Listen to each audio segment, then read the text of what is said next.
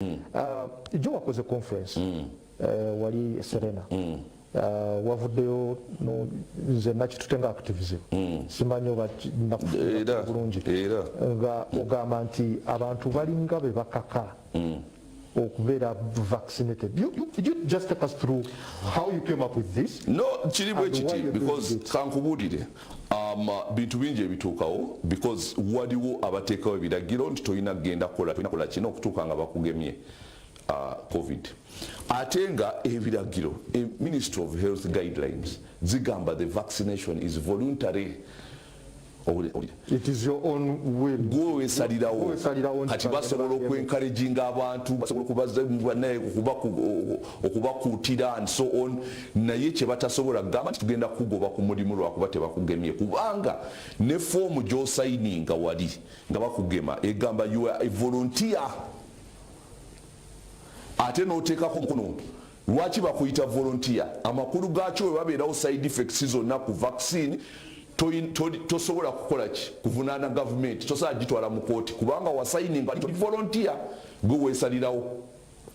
However owulidde wano mbadde mbawulira wano nga muyita ku byamawulire nga ne permanent secretary owa health agamba nti it is voluntary. We want to encourage you cannot force people, it is against their laws kubanga number one place baba forcing nti abasomesa bonna bagende tebasobola kusomesa nga tebabagemye. Isn't that force?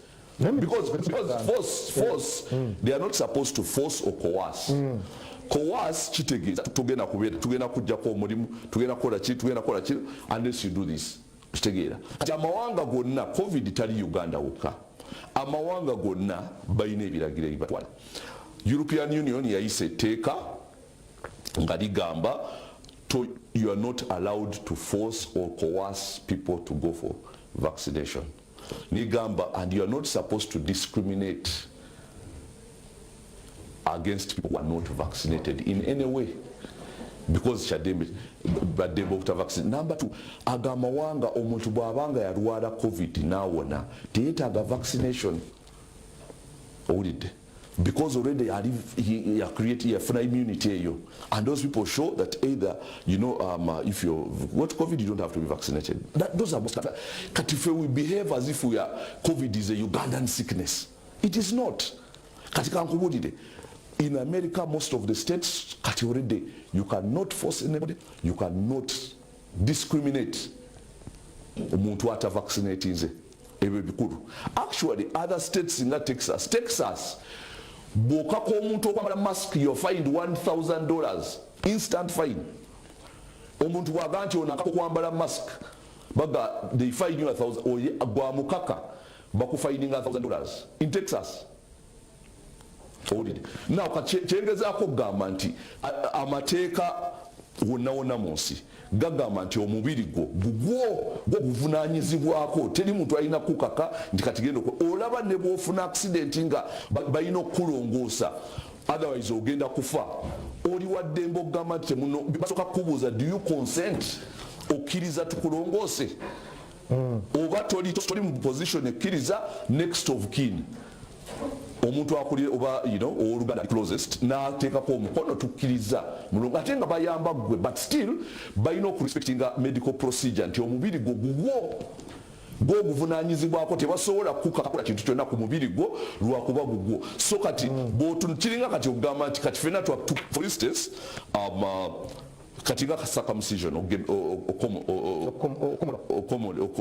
circumcision fena twakkiriza nti nungi nnyo, it's good for health, it is good for cleanliness, it even helps HIV naye tosobola kuyisa tteeka nti mwenna temusobola kukola kinga temugenze kubakomola. No, that's not how it is. It is my body and the laws of every country put the responsibility. Olaka nebogera ne bagamba nti olina kansa ku mukono guno agenda kutambula gundi kati tugusaleko. You have to consent. The doctor can't say it's for your good take out tugusale. No, bwe nganti kansa muleka atambule nze tonsalako mukono tebasobola kugusalako by force. So n'olwensonga eyo twataddewo ekibiina ky'abalooya abagenda okucharge to take people tugenda kufulumya number which people can call if you don't want to be vaccinated and you're being forced or coerced to be vaccinated, ngokube nambeyo, tuina baloya. Babwerere pro bono human rights lawyers saying that you cannot fire this person because you can't. That is against the laws. And some of these schools and Chine ministry and so on, that those people, some of them are going to have to pay money. Because you cannot violate people's right to possessing their own body. Okay. Muna ude webo tutuseko tujja kuva kati tugenda mu interview ndala naye webale nnyo okutwegattako tubadde ne mukama waffe Kabuleta bagobera ku social media ye muyinza okgenda yo ateeka nnyo information yawo naffe gye twagisanze tutegeera nti ate kino kyeyabaddeko ng'ayogera ku vaccination naye obulwadde gye buli banaye mwambale ku masks ate mu sanitizinga ku mikono ne mu practicing ne social distancing kubanga mufuna akawuka ako gye kaliko kamaanyi ate katira ddala bwe kakukwatako nga oli munafu. Mwebale nnyo kutwegattako wano ku Rush Hour katuwumulemu tukomewo.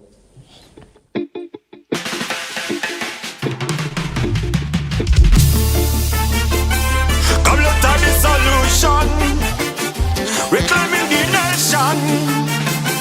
It's Zaga Zone, we tell you this. Rocking this nation, from the bottom to the top. Rocking this nation, from the bottom to the top. It's a dead of the repo, then became a wave. Brewing to a storm, now it's a papa tsunami.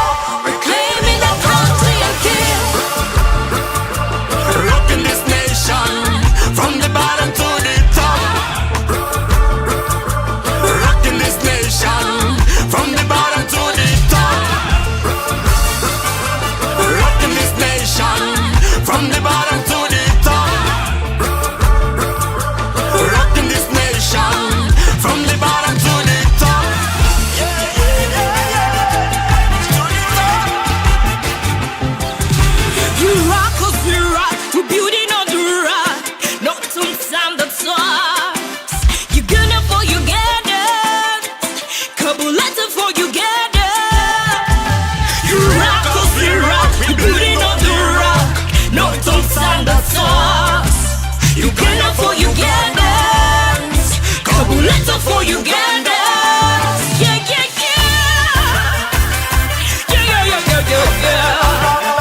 It is a revolution, providing a solution from the bottom to the top. We're going on a journey, yeah, yeah, yeah. To the top, to the top, yeah. To the top, to the top, yeah, yeah. Kabuleta, providing a solution. Me sing and say, Kabuleta.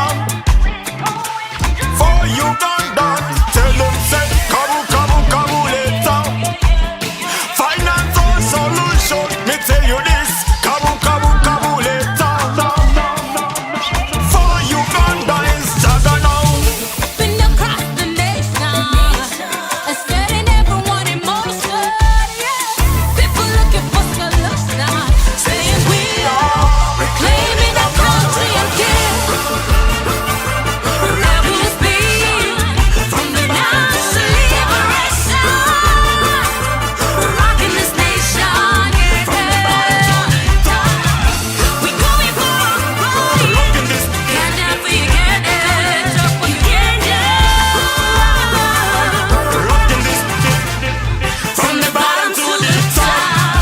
Welcome to the Rock Nation. Where wealth belongs to a certain select few, very, very few. So few they can fit in one room.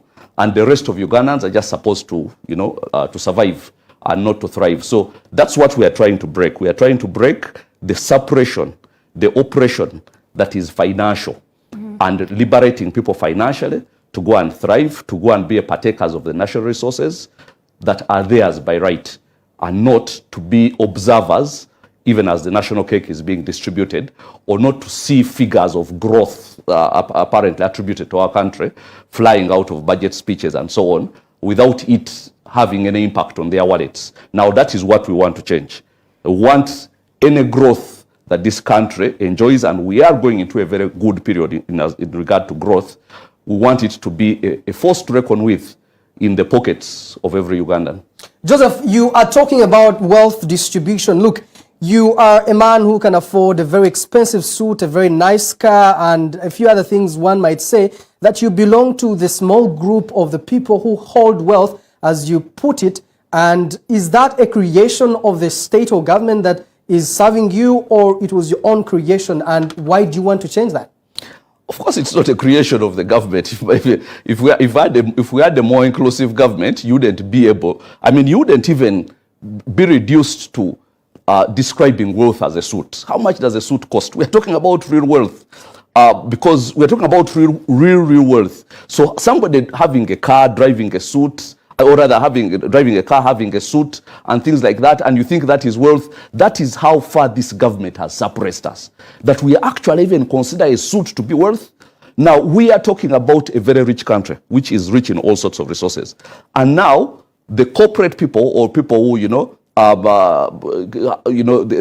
they're counting their wealth in the number of suits they have in the wardrobe. That is really sad. And that's exactly what I have come to change. So that we get to a point where our wealth is real wealth, not virtual wealth. You can come out and look smart and look nice, and yet actually you are sitting on a whole load of problems at home, and but you just have to keep up appearances. Now we want to change that.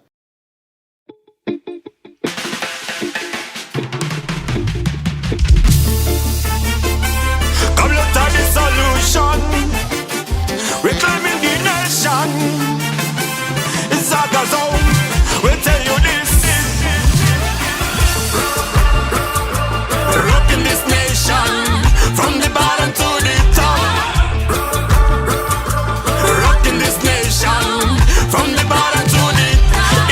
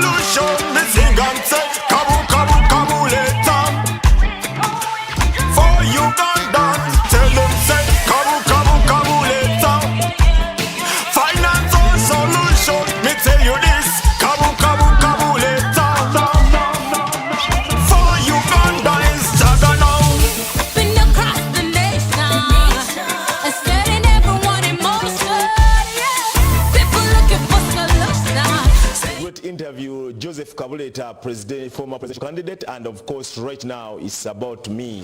Of course, thanks so much Darren, of course for the insight. In fact Darren, jakuba tujja kuba tukola mukasavu kanyama mbadde njagadde atulire nagamba oyo musajja wo. But anyway, thanks so much. Of course tugenda maaso tukyali ku Rush Hour, and this is Rush Talk. My name is Miles Ramiti Apuli, all the way from Bulindi Hoima. Bulindi mbalamukize abanya Hoima mulimuta abana bomuka okuona bukyabigambire Mparangasi Kakindu ebyalo byone binyakuliwa Bulindi awo kyali mbalamukize mwebade muno kwika Urban TV. Kozi nanyu abanankaba abanyakyalo abananka abene baitu abalungu gwananka Bulinda aho mbalamukize kozi kujja mu town Hoima kuli mwaitu kuli Kijungu na nyuma mbalamukize bugirage mu town park awo town inyo na kyali mbalamukize. Right now njagala kubanga twegatta ku Brian muganda waffe. Brian ali emulungu agenzeeyo oluvanyuma okuba nti mulungu eno kifo kya Mtwana atera nga abantu bangi badde bakosebwa mu business ezenjawulo kuba lw'amazzi gali bwe gajja abantu abamu ne babagamba mugende katumuyina briefly isima soko buze kuba minwa nga tunagenda bright channel mwene Uganda abanda bakurashawa tokola nsobi yonna todenda ku channel ndala bera wano olabe jajja ikyuli isima King Kong nga international worldwide menyamu ensonga ebya campaign byagwa yes kati tukola analysis ziri